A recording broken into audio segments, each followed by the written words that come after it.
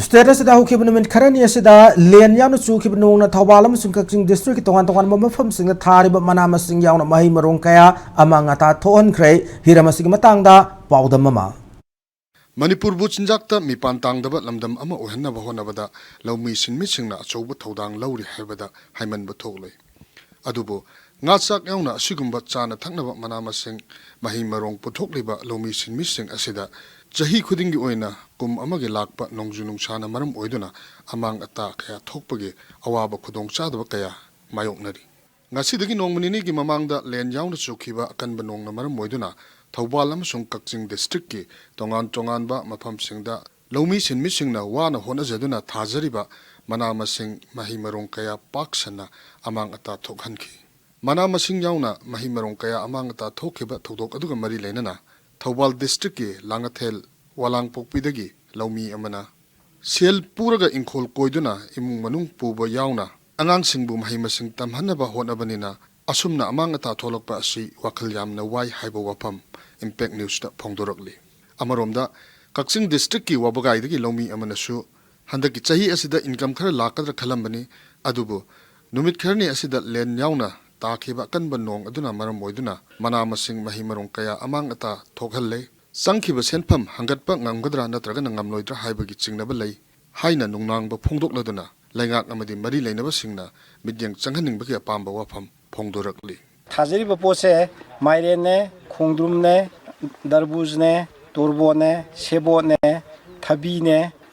khamela sinmane adigi numilei ju yore mi amana low pari amaga marak sangam manga Adi khwaidagi apikpa na low sangam mama thanarije adu akoina wabi jangje akoide sidagi lakpaduna isa isu lairig laisu tamba khotpa imung manung pubuni ade paisa je ayamana loina purugani tawnarije mahazondagi akoina puba sendoi gabi lawrugani paidaba ngata lairaba ngata ne mingon goirije ina khumdi yawdeba aduna yamna wai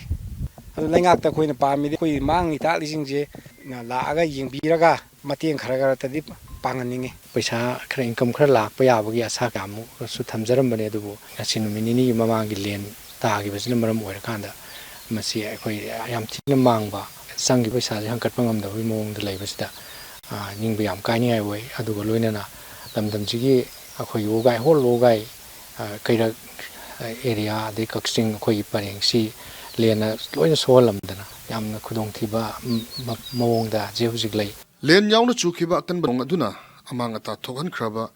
mafam sing yengsilaba matung kokomi gi farmer wing gi convener Syam Khumanna haukiba numit kharni asida len yauna chukhiba kan banong aduna Thawbal district ki Langathel walang pokpi gi area singda punna lowpari chani ga humdra romda tharamba mana masing mahimarong sing paksana ata thokhan khi masigi mathakta Kakching district ki tongan ba mafam sing dusu lowbuk kaya da tharamba mana masing mahimarong sing paksana amang ata thokhan khi set asida chahi khudingi nga chak yauna asigumba chana thaknaba mana masing mahimarong sing puthokliba laumi sing asida kum amagi lakpa nongju nungsana maram oiduna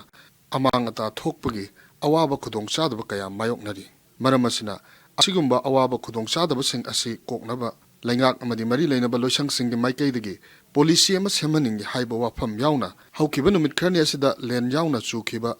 akan banongna amang ata thokan khraba laumi singda compensation pigadabni haibo wafam kaya su phongdorakli mang taiba bahimarung mayamase akoi department ki music aduna akoi initiative lobiramaga crop insurance yahan biramagadi makhoida chapchaba masigi compensation ado phangpham thokpadu phanggadabani ising ichau thokpa natraga ikang thokpa natraga hailstorm da bhaibase tongan ba dum chahi mada dum thoktun labani asigumba lomi singre thengnariba khudong sadaba sing asigi matangda akoi gi mari leinaba government amasung mari leinaba department singna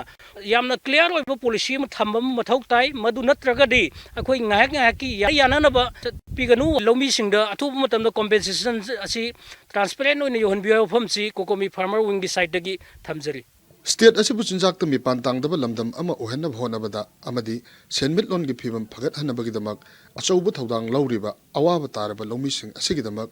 yaifhanaba laingak amadi mari leinaba loisang sing gi maikaidagi kari karamba thabak toram sing lokhalakadawri haibudumadi yengminnaba tari